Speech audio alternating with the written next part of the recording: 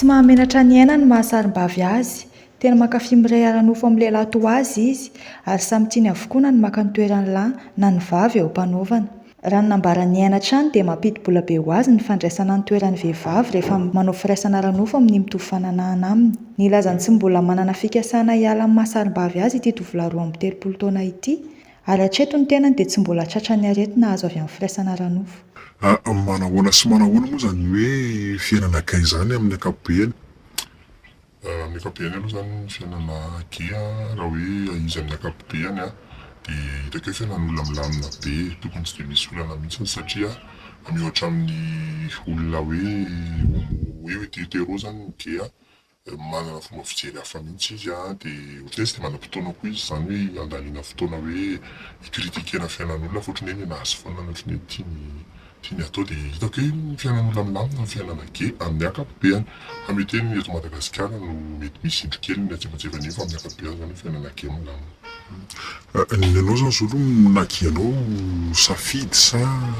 naturel sa ahoana nahatonga anao lasa hoe tia lehilahy zany? Io ngamba aloha mety samy manana ny fanazavany anazy satria be dia be ny ataontsika hoe tantaran'io zavatra io mihitsy. Mety misy zany hoe volavolaindray aman-dreny izy dia somary ampiasaina hoe vavovavy kely izy misy ihany koa nefa mety hoe ny zava-misy aina ny nahatonga anazy eo anahan-drano izay moa zany mety hoe ny namana le mifampitaritarika fa raha ny anahy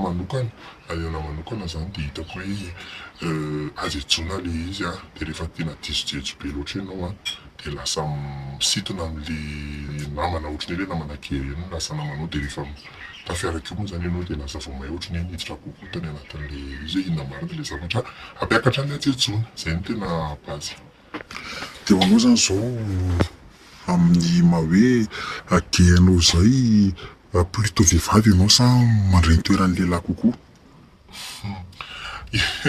Ny zavatra iny angamba ny eny ambony fandriana no tena ahitana an'izay hoe lehilahy sa vehivavy ve, fa amin'ny ankapobeny zany ny ao an-tsaina kosa aloha zany raha hoe ny anahako manokana dia ny saina kokoa zany hoe lehilahy kokoa satria izy ohatran'ny hoe na ny fiakanjoko na ohatrohatr'izany zany tsy dia manao zavatra hoe vehivavy be. Dia ilay eo amin'izay le resaka hoe eny ambony fandriana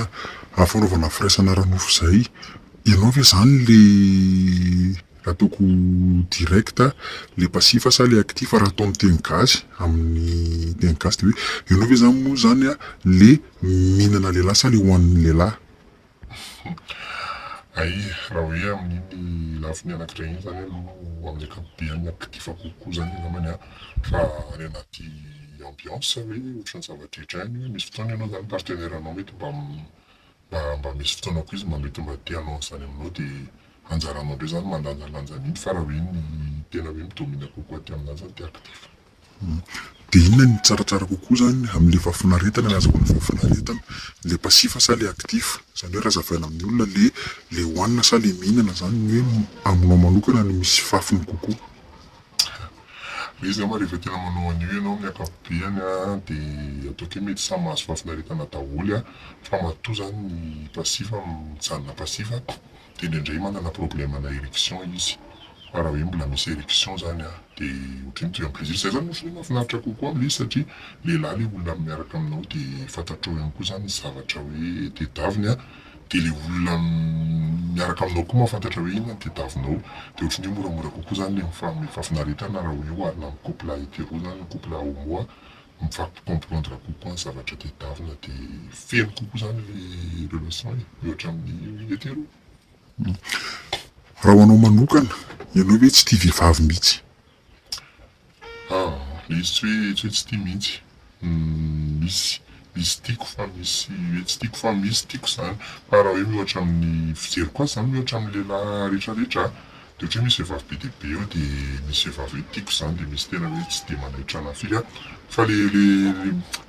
hoana re zany fitiavako anazy le vehivavy manaitra anazy vitsy le vehivavy tsy manaitra anahy be dia be dia izay mahatonga anahy hoe ohatrany tsy dia taitra amin'ny vehivavy satria hitako amin'ny lehilahy sasany zany ohatrany hoe indraindray mivizy zavatra anankiray fotsiny izy dia izay vehivavy tonga eo dia tiany daholo. Fa ny anahy misy critère mihitsy hoe misy vehivavy ohatr'izao tiako fa tia vehivavy rehefa le vehivavy mifanojo amin'ilay tena tiako ny eo. Izany hoe ianao zany sady manao firaisana ara-nofo amina vehivavy ihany koa? Zay angamba no maha hoe giana raha ohatra ka mahay tsara ny définition an'ny LGBT ny olona manatrika an'izao fanadihadiana izao a dia mahay tsara hoe inona ilay hoe gay. Ny gay zany a dia lehilahy ihany izy eny plutôt hoe bi zany e, zay angamba no ilazako azy satria amin'ny LGBT moa zany izay ny analavana anazy hoe lesbienne, bisexuel, gay a dia transsexuel. Zay ilay izy dia miarak'izay. Dia miresaka izay ianao midika izay fa hoe miray amina vehivavy kokoa hoe mihany koa ianao. Inona kosa zany no tena azahoanao fafony kokoa no miray amin'ny lehilahy sa ny manao amin'ny vehivavy? Iny angamba arak'izay noteneniko teo izay hoe rehefa ohatra ka ao anatina firaisana nofo rehefa tena mifankafantatra tsara ny zavatra takin'ny tsirairay ny tsirairay a dia izay vao feno ilay orgasme hozy izy ry zareo vahiny. Dia angamba rehefa tena hoe lehilahy zany ny hitanao hoe mahafeno tsara ilay fepetra tadiavinao ilay lehilahy dia any amin'ny lehilahy ilay izy miakatra kokoa zany ilay envie fa ny andeha ilay vehivavy mety hoe mizatra takinao a dia mety tsy ataon'ilay vehivavy be dia be zao ny vehivavy ohatra tokony mivantana be ilay fiteny hoe be dia be zao ny vehivavy tsy tia hoe misusy zany ohatry ny hoe tonga dia miaraka fotsiny izy dia hoe za tsisy izy an'io ohatra dia nefa ny matetika zany ny homo matetika ohatry ny alohan'ny anao firaisana nosy eny ampovombony iny dia misy foana zany izay hoe somary mifampisusisy kely izay ohatrohatr'izay. Ianao zao teo amin'ny firy taona teo no tena tafiditra tao anatin'ilay tontolo magia anao dia firy taona teo nefa hoe nahafantaran'olona an'izay ahoana ny imazonao eny anivon'ny fiarahamonina ny fahafantaran'ny olona an'izany hoe gay zany ianao? Raha ohatra moa zany ka ny atoko iny tena hoe ny heronana natao anatin'ilay nanao an'io zavatra io zany ataontsika hoe raha hoe zavatra somary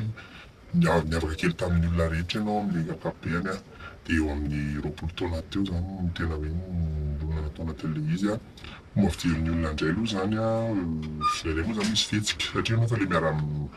iny zany ireny olana kely hoe efa zatra miaraka amin'ny ankizy ianao dia misy fotoana misy fihetsika ao a somary hita kely zany ianao hoe ohatry ny hafahafa mety hoe manao an'izany dia ny olona zany indray misy ny sasany a tonga dia mahitsy. Fa matetika aloha zany zatratra ilay mahitsy foana ilay mahitsy ilay olona hoe ianao nga zany fa maninona manao an'izany dia rehefa ireo olona mahitsy ireo a misy ireo tonga dia miaccepte anao koa hoe za mba tsisy problème zany fa zay miresaka amin'olotra zany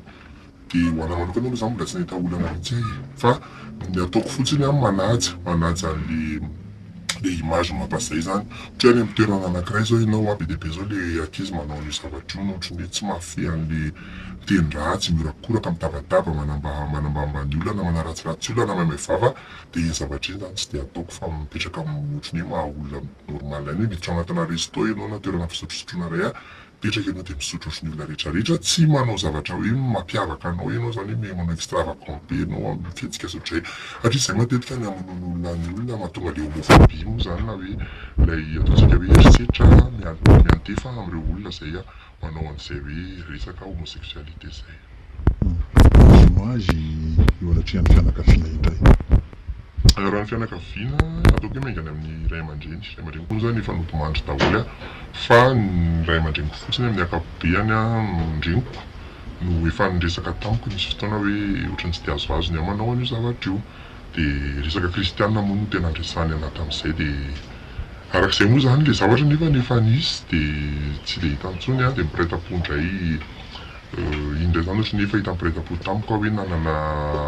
indépendance foana hoe tsy dia tena nidépendre tamin'ny zareo tamin'ny zavatra rehetra dia ohatry ny hoe ny indépendance ko iny no lasa force-ako zany a niarovako ny tenako a dia tsy sahy mipaita-po amina atao tsintsina satria tsisy zavatra hoe anterako amin'ny zareo dia lasa ohatry ny hoe mahaleo tena foana amin'ny zavatra dia vitako foana ny anà na eo ry zareo na tsy eo ry zareo dia ohatry ny hoe tsy satria zany tsy midépendre aminy dia tsy sahy atao tsintsina satria matetika koa ny olona raha vao hoe miankina amin'olona anankiray ianao a dia tena diso miankina be loatra amin'iny dia lasa ataon'olona hoe aroton'olona amin'izay. Ianao zao hatramin'izay hoe nakianao zay mety efa nisolo lehilahy impiry. Matetika aloha zany ao amin'io zavatra io matetika tsy misy fidèle infidèle daholo ny rehetrarehetra dia dikan'izay zany ianao miezaka fotsiny ianao manitsy ny fiainanao hoe raha manao ohatr'izao hoe olona miaraka amiko a za tsy hifaninana aminazy a fa alao izy anao a dia rehefa ohatra moa ka tsy mety aminy dia mijanona be ny solo impiry a efa maromaro ihany efa tsy voahisandratan-tanana tsony raha ny ohatra tsy mamenatra izany satria eto amintsika koa indrindrindrindra mbola miankina be amin'ny resaka materialy izany io zavatra io hoe rehefa ohatra ka tsy manana materiel tsara ianao hiatrehana sy hiainana an'ilay izy dia tsy mahatamana olona anankiray izany ianao fa ohatran'ny hoe te hiova olona hafa indray dia olona miaraka aminao rehefa ohatra ka tsy mahavita ny rendrarendrany ianao. Dia farany sisa mifandray an'izay ihany lazanao teo efa niovaova ny couple niaraka taminao tamin'ny magianao ny lehilahy niaraka taminao tsy matahotra ny aretina mety aterak'izay ve? Ny resaka aretina, ie, le izy moa zany ataoko hoe efa feno taona aloha za vao niditra tao anatin'ilay izy dia ny dikan'izay zany efa nanana responsabilité aho zany amin'ny vatako sy amin'ny fahasalamako. Ary io moa zany tratratratraina foana hoe misy ny aretina ary hoe mila mitandrina ny olona rehetrarehetra mazava ho azy rehefa mahavita kosa ianao zany aloha amin'ny ankapobeny manara-maso ny fahasalamanao. Ataoko hoe mila ampivoambonina ianao olombelona ianao marary dia rehefa misy aretina mahazo anao dia tonga dia mihazakazaka iny ianao zany ao anatin'ilay consultation ataonao hoe andeha aloha za mba hizaha fahasalamana andeha resaka aretina mety atahorana be hoe resaka hazo amin'ny firaisana ara-nofo fa misy fotoana tsy ianao mety hoe mahavita miaro tena amin'ny hoe manao préservatif ihany misy fotoana ianao mety hoe tsy mahavita dia ny dikan'izay zany rehefa hoe tonga amin'ny fotoana hoe tsy salamalama ianao dia miezaka foana mijery an'izay fahasalamana zay dia manao test zany zavatra tsara indrindra satria rehefa mahita ianao hoe tsy misy ilay aretina dia afaka miaro tena tsara ianao dia afaka miaina tsara ohatran'ny olona rehetrarehetra.